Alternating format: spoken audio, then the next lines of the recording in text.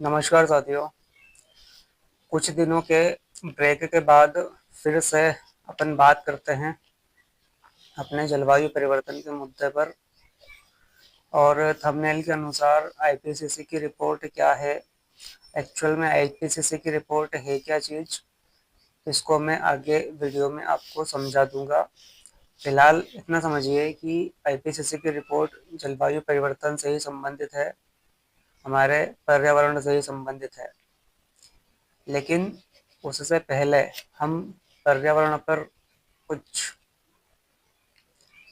ज़रूरी बात कर लेते हैं। थोड़ी सी ज़रूरी बात मतलब कि हम सभी ने बचपन में हमारे पाठ्यक्रम में एक विषय होता था, आज भी है, पर्यावरण। उस पर्यावरण को हमने आज तक कितना गंभीरता से लिया है इस विषय पर। तो ज़्यादा जानकारी ना देते हुए सिर्फ इतना ही कहूँगा कि हम लोगों ने सिर्फ पर्यावरण के विषय को विषय ही माना है आज तक। हमने उसे कभी गंभीरता से धरातल पर उसकी उपयोगिता को नहीं समझा है। सिर्फ किताबी भाषा पढ़ी है और उसे आज हम भूल चुके हैं। इसका प्रमाण है आज हमारे सामने बर्बाद होता पर्यावरण, खराब होता पर्यावरण, चारों तरफ दूषित हवाएं, दूषित नदियाँ और कटते वृक्ष और घटता वनों का क्षेत्रफल। यह है हमारा आज रिजल्ट जब हमने पर्यावरण के विषय को पढ़ा था, और उसकी आज की ये सच्चाई है। और ये प्रमाण है इस बात का कि हमने पर्यावरण के विषय पर कोई ज़्यादा गंभीरता से काम नहीं किया है, ना हमने और ना ही हमारी सरकारों ने। ठीक। मैं आते जाते रास्ते में देखा करता था कि विकास के नाम पर पेड़ों की बेवजह कटाई जहाँ तहाँ होती रहती है। आप लोग भी देखते होंगे इस चीज़ को कि किसी न किसी वजह से पेड़ों की कटाई निरंतर चलती ही रहती है।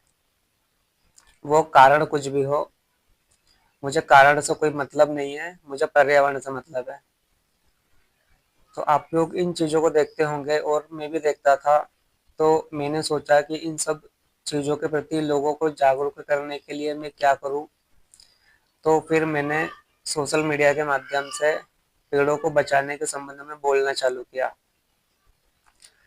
फिर बोलते-बोलते समझ में आया कि सिर्फ पेड़ों को ही बचाना समस्या का समाधान नहीं है, जलवायु परिवर्तन ही सबसे बड़ा मुद्दा है। तो फिर मैंने जलवायु परिवर्तन पर बोलना चालू किया। अब से पिछली सारी वीडियो मेरी जलवायु परिवर्तन पर ही केंद्रित हैं, आप उन्हें देख सकते हैं। फिर जलवायु परिवर्तन को और गंभीरता से समझना चाहा तो समझ में आया कि यह संपूर्ण मानवता और इंसानियत के लिए पृथ्वी का और पृथ्वी पर स्थित सबसे बड़ा खतरा ही जलवायु परिवर्तन है। और जब जलवायु परिवर्तन को समझते हुए मैं आचार्य प्रशांत जी की एक वीडियो देख रहा था, जिसमें उन्होंने कहा, वो अपने दर्शकों को समझा रहे थे ये कहते हुए कि हम इंसान इतने अहंकारी हो चुके हैं आज कि हम हमारी पृथ्वी को बचाने की बात करते हैं, पर्यावरण को बचाने की बात करते हैं। पृथ्वी तो स्वयं को बचा ही लेगी और पर्यावरण भी बिना मानव हस्तक्षेप के अपने आप आबाद हो जाएगा। हम स्वयं को बचा लें, वही एक बड़ी बात है। तो उन्होंने ऐसा क्यों कहा? उन्होंने ऐसा इसलिए कहा था क्योंकि हम चले हैं पृथ्वी बचाने, पर्यावरण बचाने। लेकिन अगर वैज्ञानिक तथ्यों की बात माने और वैज्ञानिक तथ्यों को माने, उनकी रिपोर्टों को माने, तो उनके अनुसार पृथ्वी को और पर्यावरण को बचाने की जो अंतिम समय सीमा थी, वो आज से 20 साल पहले ही निकल चुकी है। जब मैं उनकी ये वीडियो देख रहा था, तो ये वीडियो भी मैं 2 साल पुरानी उनकी ये वीडियो देख रहा था, आज से कुछ टाइम पहले। तो मतलब अगर टोटल जोड़ा जाए कितने साल हो चुके हैं, तो मोटा-मोटी 22-23 साल पकड़ लीजिए। 22-23 साल पहले पृथ्वी को बचाने की अंतिम समय सीमा थी, और आज हम पृथ्वी और हमारे पर्यावरण को बचाने की बात कर रहे हैं। तो सोचो हम कितने नाकामयाब रहे हैं अपने पर्यावरण को बचाने के लिए। ये है हमारी पढ़ाई का रिजल्ट बचपन की। और 22-23 साल पहले बचाने की समय सीमा थी, तो वो तो डेट निकल चुकी है, और अब तो पृथ्वी पर फीडबैक साइकिल चालू हो चुकी है। अब फीडबैक साइकिल क्या होती है, मैं अपनी सभी वीडियो में बता चुका हूँ फीडबैक साइकिल के बारे में। एक बार और बता देता हूँ।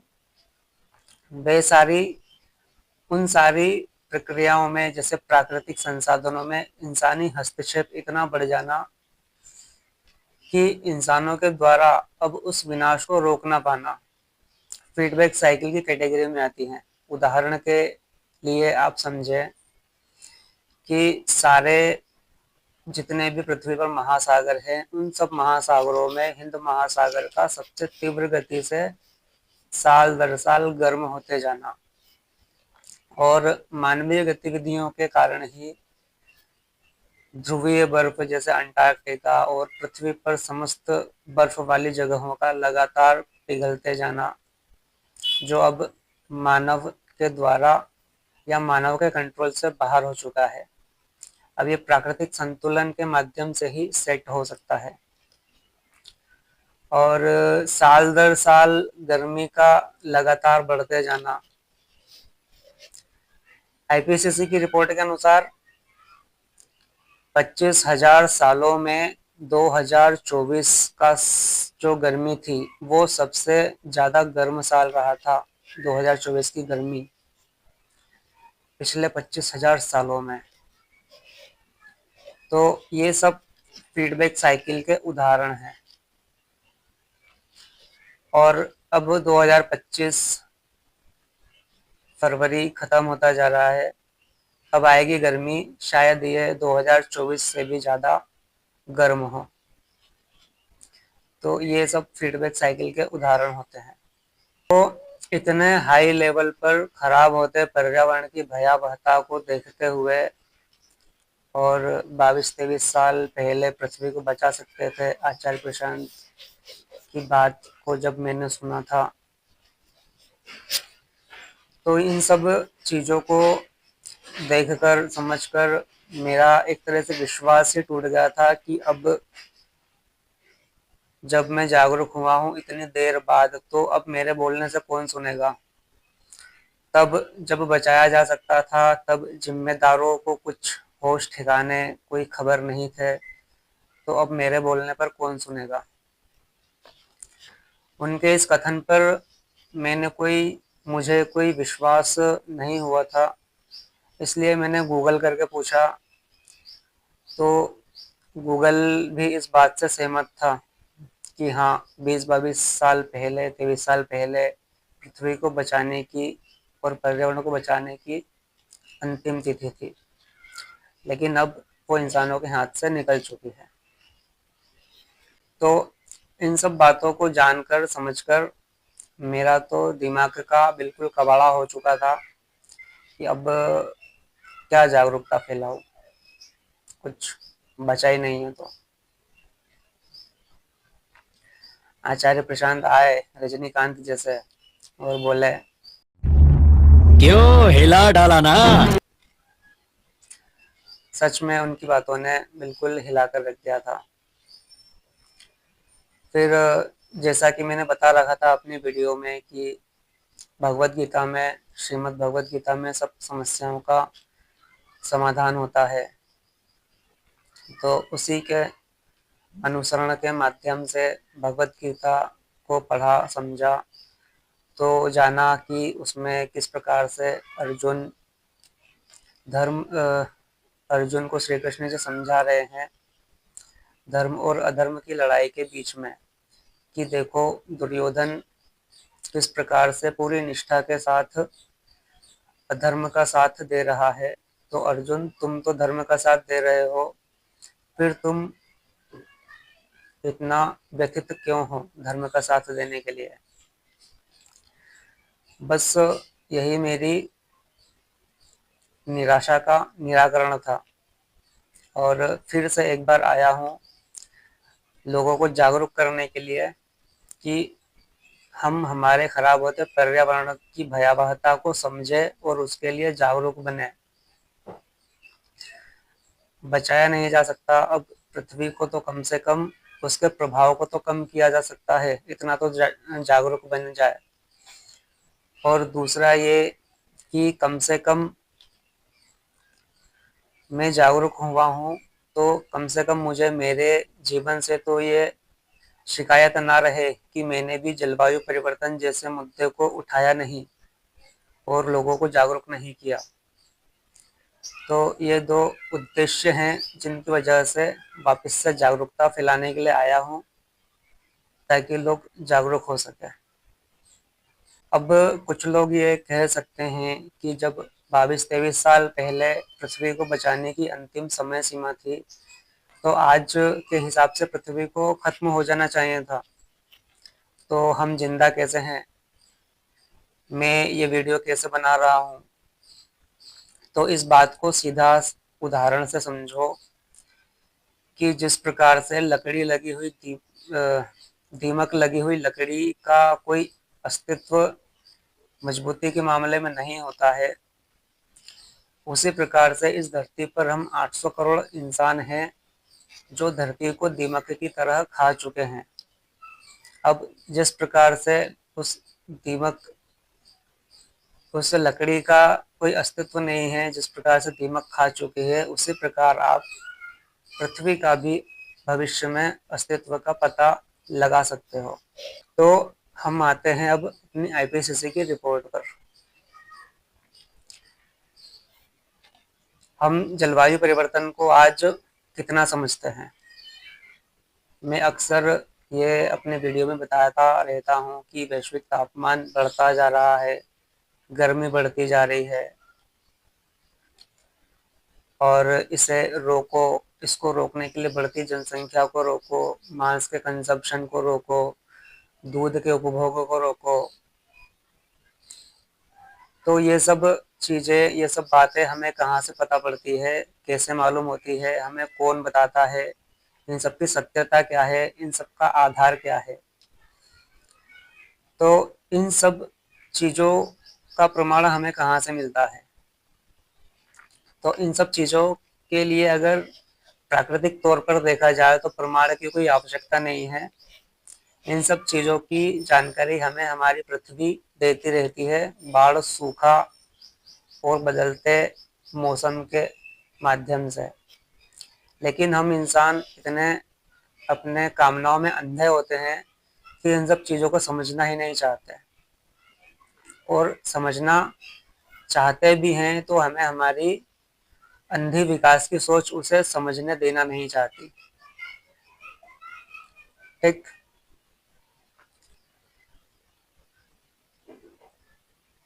और अगर प्रमाण की ही बात करें तो पहला प्रमाण तो पृथ्वी दे देती है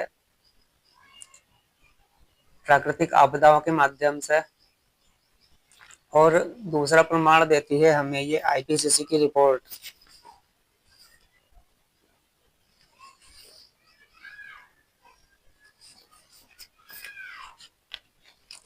क्योंकि आजकल सबूत का जमाना है, एविडेंस, प्रूफ। कोई भी हुआ उसे सबूत पहले चाहिए, बिना सबूत के तो कोई भी चाहे किसी को वो सूली पे लटका दे। तो मैं जो इतना कुछ बोल रहा हूँ इसके लिए सबूत भी तो होना चाहिए ना। तो ये सबूत है, आईपीसीसी की रिपोर्ट। इसे वैज्ञानिक भाषा में कहा जाता है, और मेरी लोकल भाषा में मैं इसे बोलता हूँ इंसानों के कारनामों का काला चिट्ठा। या ऐसा कह सकते हैं कि इंसानों द्वारा पृथ्वी को बर्बाद कर देने का काला चिट्ठा, ये आईपीसीसी की रिपोर्ट होती है।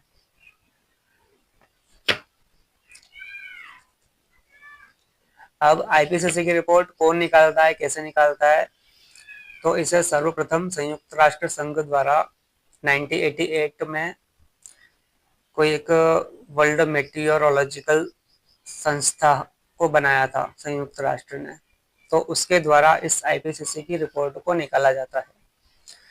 और आईपीसीसी की रिपोर्ट का काम होता है जलवायु परिवर्तन के कारण को जानना, वैज्ञानिक डाटा इकट्ठा करना, उसके प्रभाव की गणना करना और उसके समाधान निकाल करके विभिन्न प्रकार की, विभिन्न दुनिया भर की फैली हुई सरकारों को दे देना कि हमने ये कारण, प्रभाव और समाधान निकाले हैं, आप जानो, आपका काम जाने। ठीक है। इसकी स्वतंत्र कोई नीति नहीं होती है, इसका स्वतंत्र कोई निर्णय नहीं होता है डायरेक्ट क्लाइमेट चेंज पर। इसकी एक खराब बात यह है। दूसरी इसकी खराब बात यह है कि 5 से 7 साल में एक बार निकलती है, जबकि जलवायु परिवर्तन कितना बड़ा खतरा है इंसानों के लिए, उसके बाद भी इस रिपोर्ट को 5 से 7 साल में एक बार निकाला जाता है। और दुनिया भर की बकवास करने के लिए न्यूज़पेपर हर रोज निकाले जाते हैं। 5 से 7 साल में निकालने का क्या तर्क दिया जाता है कि इसे बहुत वैज्ञानिक विश्लेषण करके, बहुत गहन अध्ययन करके इस रिपोर्ट को बनाया जाता है ताकि किसी भी तरह की चूक ना हो जलवायु परिवर्तन से संबंधित। उसके बावजूद भी, इतने गहन अध्ययन के बाद भी आज जलवायु परिवर्तन जैसा मुद्दा खड़ा है, तो इतनी विश्लेषण से इस रिपोर्ट को बनाने का क्या मतलब होता है? मेरा इतना सा सवाल है और इसीलिए मैं इस रिपोर्ट को अधूरा कहता हूँ कि यह रिपोर्ट अधूरी है।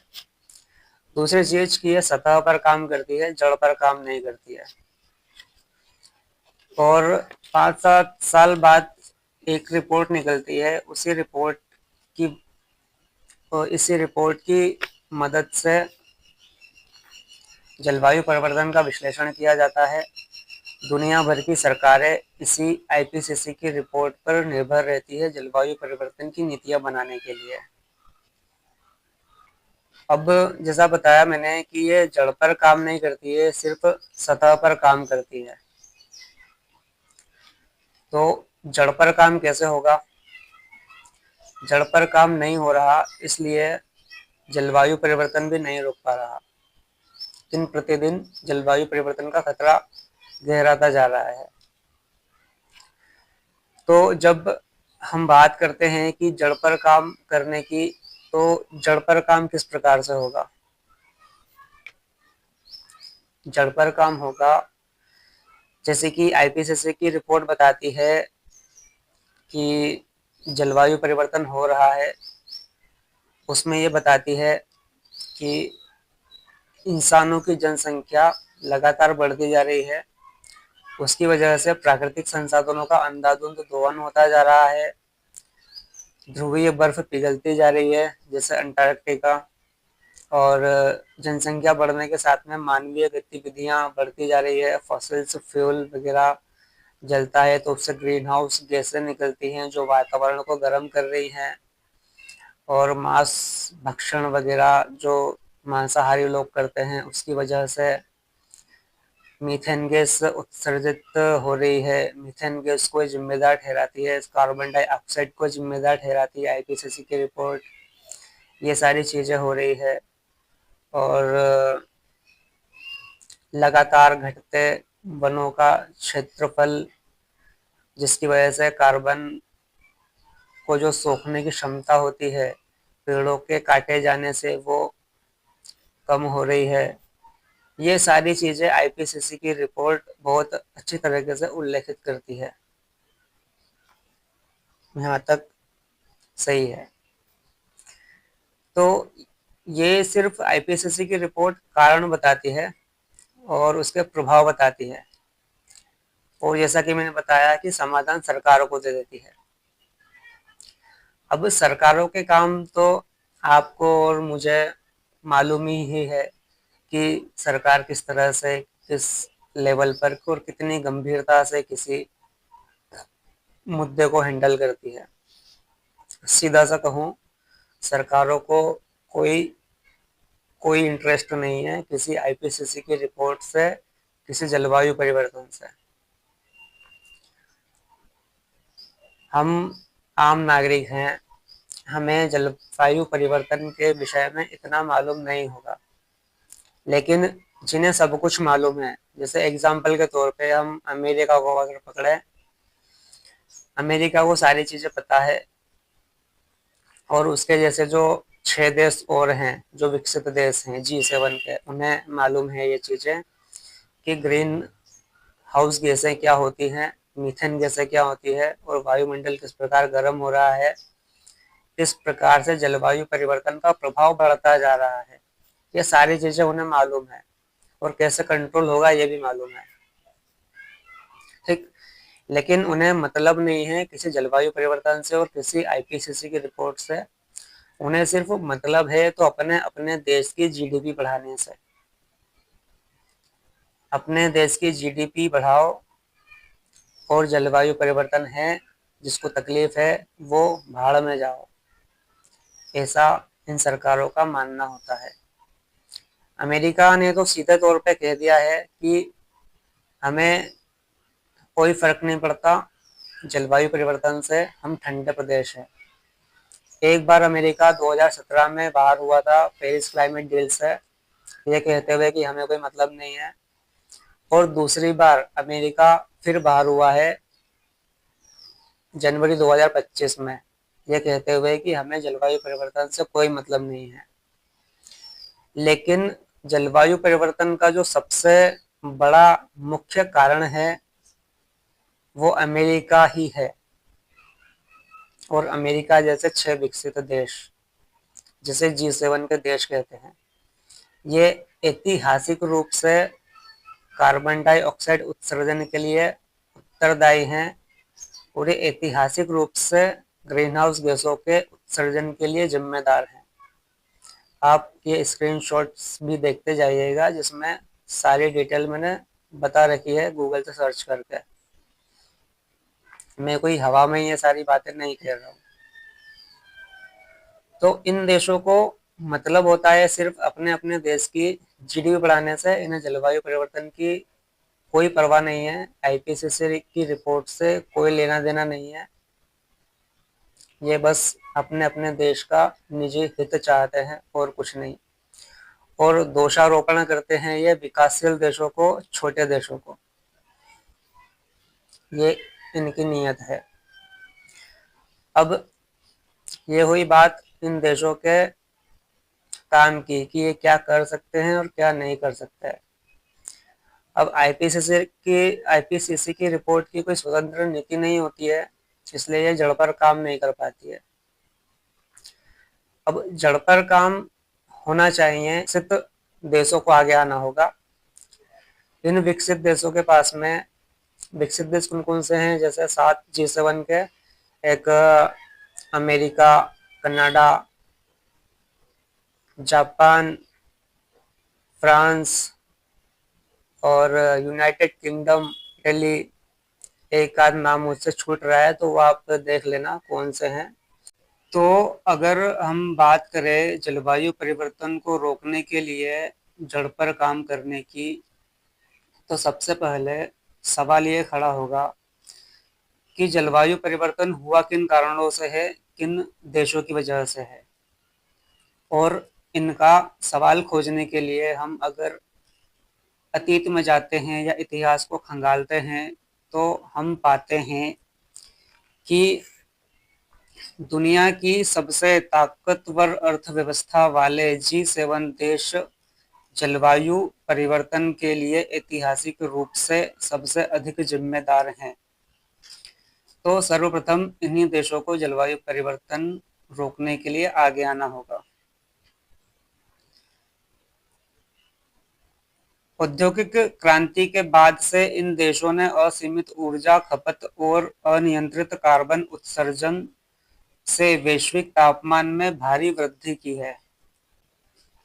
आईपीसीसी की रिपोर्ट साफ कहती है कि यदि हम 1.5 डिग्री के तापमान वृद्धि की सीमा को पार कर गए तो जलवायु प्रणाली में ऐसे परिवर्तन होंगे जो अपरिवर्तनीय होंगे। तो परिवर्तन तो अपरिवर्तनीय हो ही गए हैं। आज प्रकृति हमें उदाहरण प्राकृतिक आपदाओं के माध्यम से देती ही रहती है। अब और कौन से अपरिवर्तनीय परिवर्तन का हम इंतजार कर रहे हैं। और साथ ही जो ये 1.5 डिग्री का रोना है आईपीसीसी की रिपोर्ट में, ये 1.5 डिग्री भी हम पहले पार कर चुके हैं। आज हम 2 डिग्री के ऊपर चल रहे हैं या फिर 2 डिग्री के आसपास चल रहे हैं वैश्विक तापमान की अगर बात करें तो।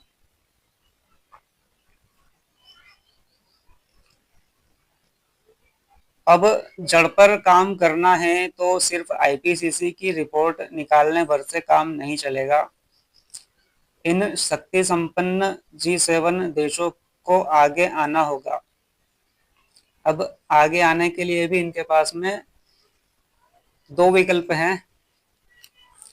पहला विकल्प ये कि ये स्वयं को अतीत का गुनाहगार मानकर क्लाइमेट चेंज को रोकने के लिए सामने आए,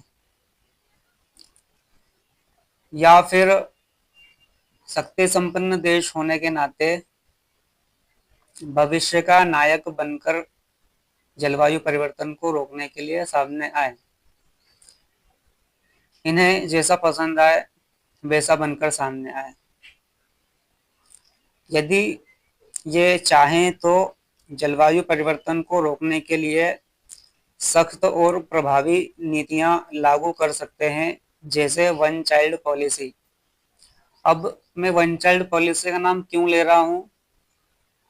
वन चाइल्ड पॉलिसी का नाम इसलिए ले रहा हूं मैं क्योंकि आईपीसीसी की रिपोर्ट ये साफ कहती है कि जलवायु परिवर्तन होने के लिए या जलवायु परिवर्तन के लिए जिम्मेदार जो सबसे बड़ा कारक है वो विश्व की बढ़ती हुई जनसंख्या है।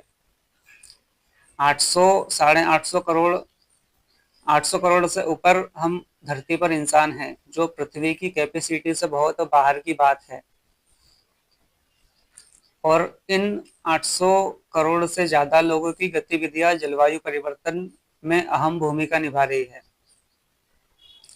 इसलिए मैंने वन चाइल्ड पॉलिसी के लिए कहा है, क्योंकि इंसान कम रहेंगे तो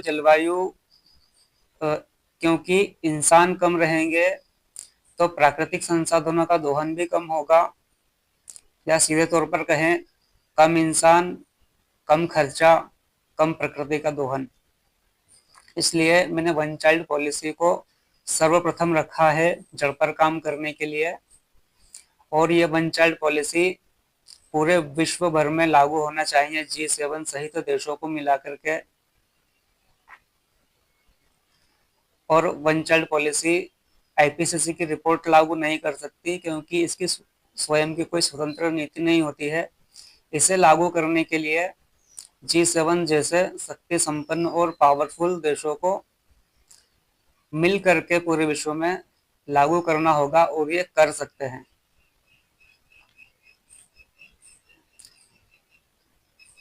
दूसरा जो है मांस उद्योग पर प्रतिबंध लगा करके, जीवाश्म ईंधन पर प्रतिबंध लगा करके। आईपीसीसी की रिपोर्ट में ये बताया गया है कि जीवाश्म ईंधन फॉसिल्स फ्यूल के उपयोग से भी ग्रीन हाउस गैसों में बहुत अधिक मात्रा में बढ़ोतरी होती है और ये हमारे वायुमंडल को गर्म करती हैं। तो इन पर प्रतिबंध लगाकर बदले में जो ऊर्जा हम अपना सकते हैं, जैसे नवीकरणीय ऊर्जा, जैसे सोलार, विंड, हाइड्रो को अनिवार्य अनिवार्य करना, विकासशील देशों को जलवायु अनुकूलन में मदद देना, ये सारे काम होंगे तब जाकर हम कहेंगे कि हाँ, अब जड़ पर काम हो रहा है।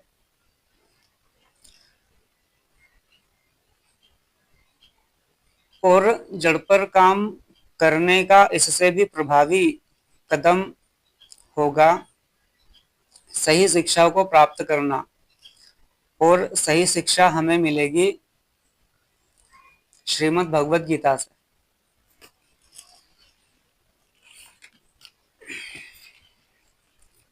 इससे मिलेगी हमें सही शिक्षा।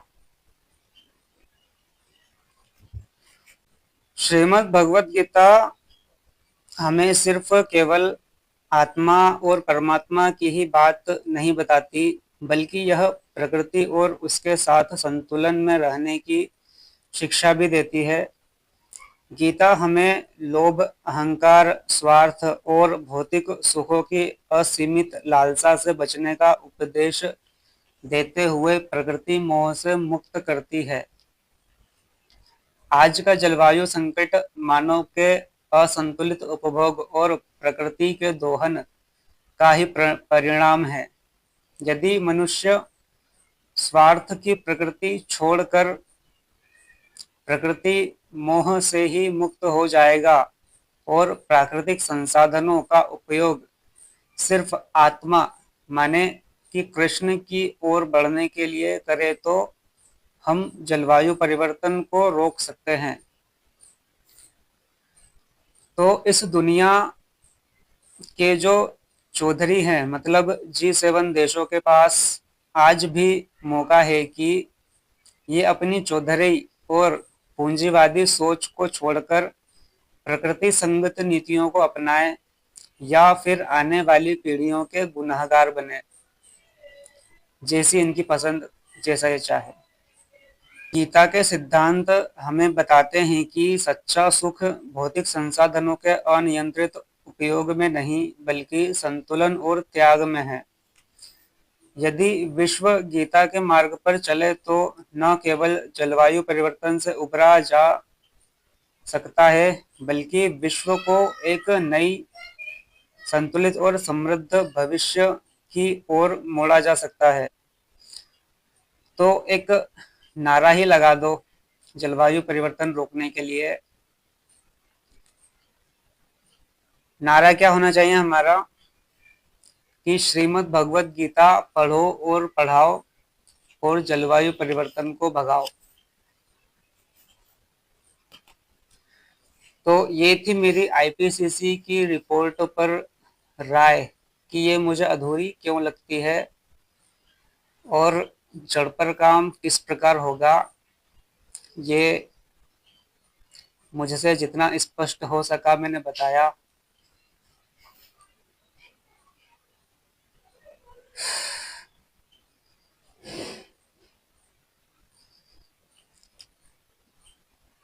और आप लोग क्या कर सकते हैं जलवायु परिवर्तन को रोकने के लिए? आप अपने लेवल पर कोशिश कीजिए। सबसे सटीक तरीका होगा श्रीमद् भगवत गीता की शिक्षा को ग्रहण करना। आप श्रीमद् भगवत गीता को विस्तृत रूप से, शुद्ध रूप से गीता के अर्थ को समझना चाहते हैं तो आप गीता का अनुसरण कीजिए, गीता को पढ़िए। और अगर पढ़ने में आलस आता हो या जोर आता हो तो आचार्य प्रशांत श्रीमद् भगवत गीता को पढ़ा रहे हैं, समझा रहे हैं सही अर्थों में, तो आप उनके लाइव सेशन को ज्वाइन कीजिए। इससे ज़्यादा मैं और अपने लेवल पर क्या बता सकता हूँ, मुझे समझ नहीं आता।